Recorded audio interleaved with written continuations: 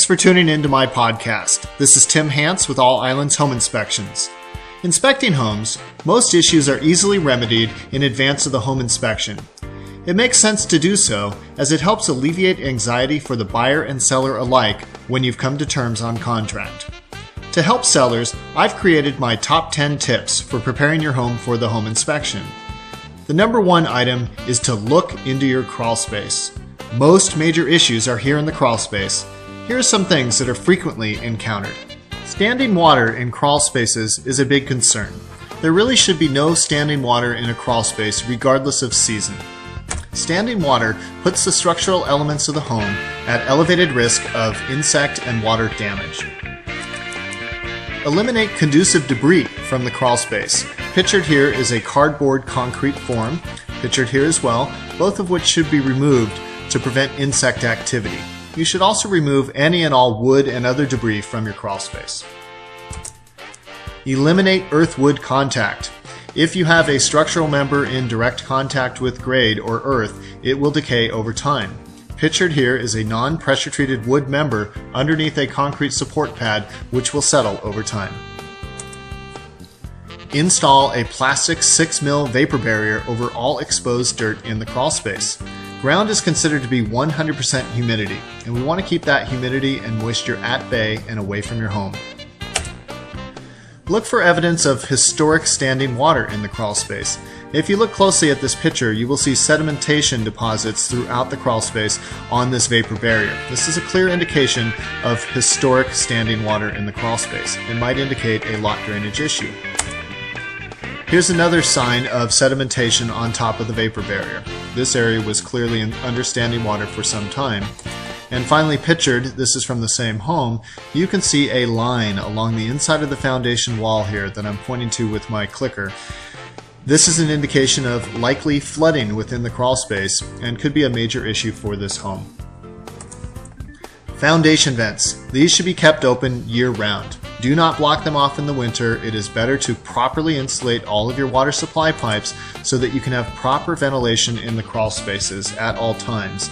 If you have elevated moisture, it can lead to wood-destroying organism activity. Pictured here, you can also keep away any and all landscaping elements and dirt and debris from the exterior as well so that your crawl space can be properly ventilated. You also want to look for wood-destroying organism activity.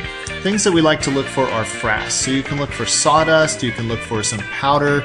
Pictured here is beetle damage to the mud sill of a home. Pictured here is beetle damage as well to one of the beams. If you look closely, you can see these little pinholes on the beam.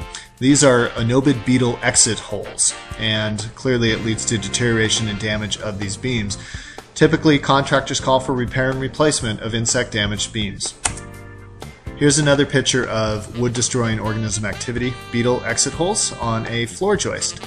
The elimination of conditions conducive to wood-destroying organism activity will eliminate their continued presence and damage. It's all about moisture.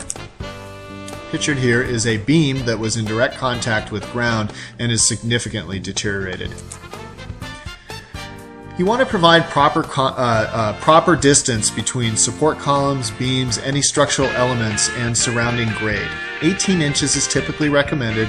We don't like to see rocks or grade in direct contact with beams or beams in direct contact with a foundation wall. This will lead to elevated moisture and, again, wood-destroying organism activity. Here's a support column in direct contact with the ground that has been obviously absorbing water up the sides here and is deteriorated at the base. You want to look for obvious structural deficiencies in the crawl space. Pictured here is a concrete pad that is completely shattered and likely doing nothing at all. Pictured here is settlement. Settlement within a crawl space.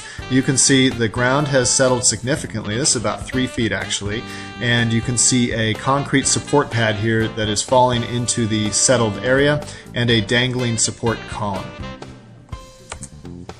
Here's another dangling support column from another house.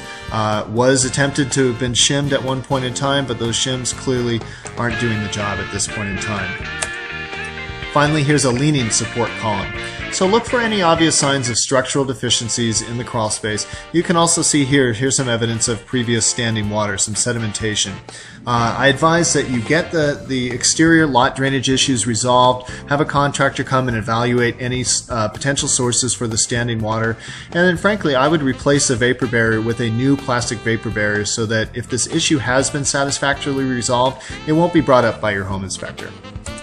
Thanks very much for tuning in, and I hope you've enjoyed our podcast. Please give us a call if you'd like a top-notch home inspection.